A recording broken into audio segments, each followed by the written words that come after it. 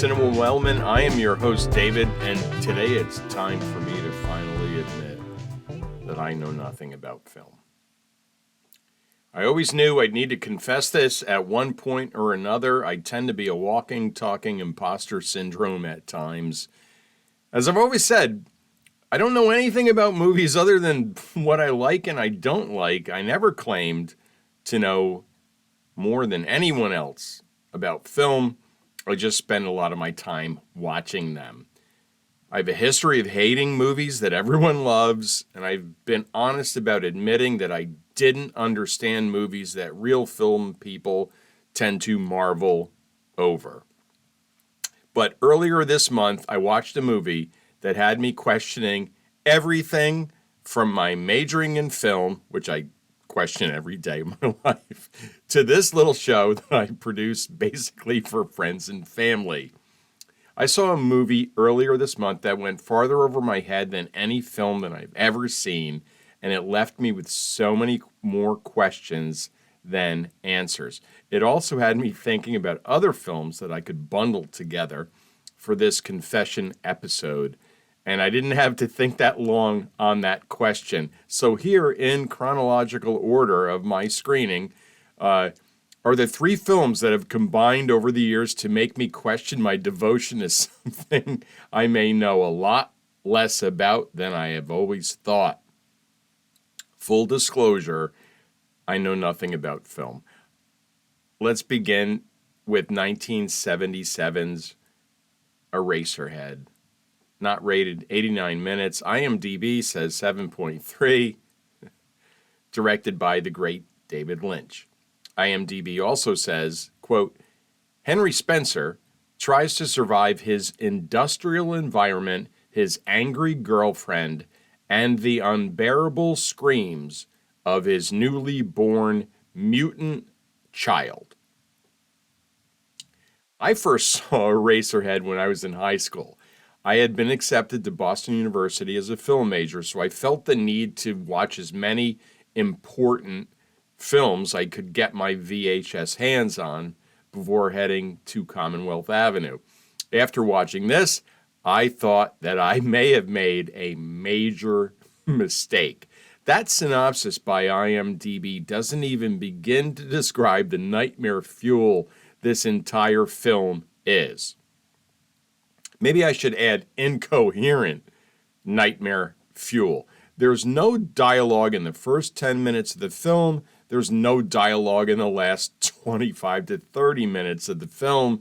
The entire script was 22 pages long. John Waters and Stanley Kubrick loved Eraserhead, but that doesn't surprise me a bit. Mel Brooks loved it so much he had Lynch direct The Elephant Man. That surprised me a bit. It took over 5 years to complete this film, and in one scene in which the main character, played by Jack Nance, approaches a door and goes through it, 18 months had passed between those two shots. Nance once said, quote, "You guys get way too deep over this business. I don't take it at all that seriously. It's only a movie."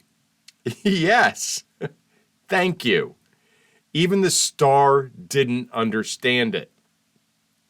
David Lynch refuses to say anything about it since he wants to let viewers decide for themselves what it means. That means he doesn't even understand it. Eraserhead made Premiere Magazine's, I love Premiere Magazines, list of the 25 most dangerous movies, and Entertainment Weekly had it at number 14 on its top 50 cult films list. Not only didn't I understand it, I also thought it was total horseshit. Sorry, I just didn't get it. Let's move on to another movie I saw in film class at BU that had me wanting to sneak out before the lights came back up because I was afraid the professor was going to ask me a question about it. And it could have been any question.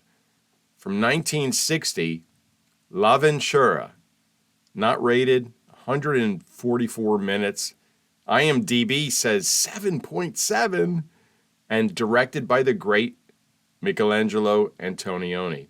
IMDb says, quote, a woman disappears during a Mediterranean boating trip.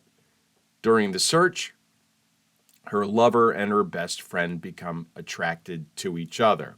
End quote. This was one of my first screenings at film school and in a class that I really enjoyed. I loved the professor. I wish I remembered his name. The professor was great, and his catchphrase when the lights came up after the film was, let's begin where we always do. Show of hands, how many of us liked? And then he said the title of the film. You'd then look around the room to see which classmates agreed with you, and you'd sometimes change your decision when you notice that pretentious film guy over there who really knows film didn't have the same answer as you.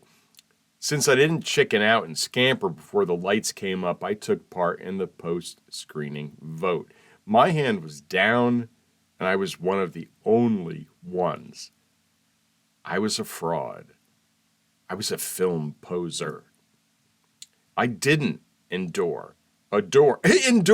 Freudian slip there. I didn't adore Antonioni's masterpiece of a film where people spend 144 minutes looking for someone they never find, and the director later admits didn't matter at all to the movie because it was about the other characters all along.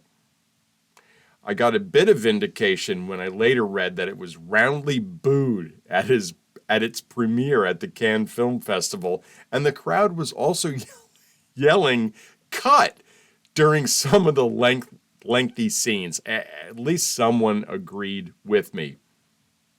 And yet, La Ventura is number 45 on the BBC's list of best non-English speaking films of all time, and it was once number 2 on Sight and Sound's list of the greatest films of all time. To me, it was like some kind of Italian Where's Waldo, where Waldo isn't even in the drawing. Next up is the movie that put me over the edge and led to today's confessional. And if you think the title of the movie is just a name and address, you are correct. That may be the only thing I understood about it. From 1975, it's Jean Dielman, 23, Quai de Commerce, 1080, Bruxelles. IMDb says, quote, a lonely, widowed housewife does her daily chores, takes care of her apartment where she lives with her teenage son, and turns the occasional trick to make ends meet. However, something happens that changes her safe routine. End quote. Let's begin with the accolades. Number 14 on the BBC's best non-English speaking films of all time. Premiered at Cannes and was later selection at 8 other major film festivals. Ranked number 1 in Sight and Sound's poll of the best films of all time. Needless to say, if we here at Cinema Wellman see a list of films and we haven't yet seen number 1, well, we're going to see it. Let me begin with what I liked about the movie. I liked the use of diegetic sound, which I've mentioned in previous episodes. The easiest way to describe it is that diegetic sound is sound heard by both the audience and the film's characters. Non-diegetic sound is heard only by the viewers. Another way to think of it is natural sound that doesn't involve soundtracks or musical scores added in post-production. So I liked that. I always like that. I always think it's a great and interesting choice by the filmmakers not to introduce other sound. The other thing I want to reinforce before I continue is that this is a 3-hour and 22-minute film, depending on where you look. Let that marinate for a second before I continue. 3 hours and 22 minutes. All further commentary is based on short videos I sent to Larry while I watched. I needed to share the experience with someone, and Larry tends to get the brunt of my film venting, and that's just one of the things I appreciate about him. 15 minutes into this film, I had already watched Jean make tea twice to fruition. She's by herself, so zero dialogue. She turns a trick. We see nothing since we're not allowed in the room. They go in the room, the door closes, the lights change because time passes, the man leaves, money exchanges hands. There is no dialogue. She then takes a bath. The bath takes about 6 minutes of screen time. I'm not exaggerating that. The camera doesn't move. Jean doesn't say a word. Who talks to themselves while they're taking a bath?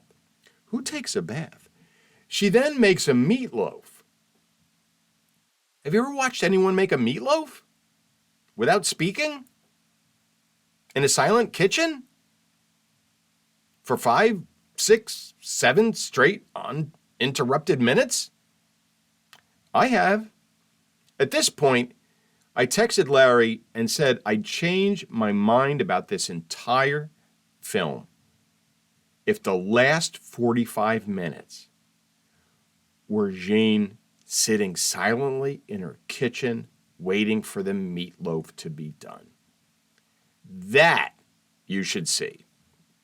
But she then makes coffee, doesn't like it, and decides to make tea again. And you see it all. Then, and I'm not spoiling this because, let's face it, none of you will ever want to dedicate 3 hours and 22 minutes of your lives to watch this. She stabs one of her tricks to death in a totally uncharacteristic move. And the final 7 minutes of the film are her sitting at her kitchen table with bloody hands, in silence, thinking about what she had just done. Fin, as the French say. That's it. Didn't get it. Well, that is a wrap from here in Cinema Wellman's confessional. Thank you for listening, and we certainly hope you'll be back next week, and we understand if you're not, as we climb aboard Wellman Airlines for a look at airplane movies. There are a few flights you're not going to want to be on. And until then, take care.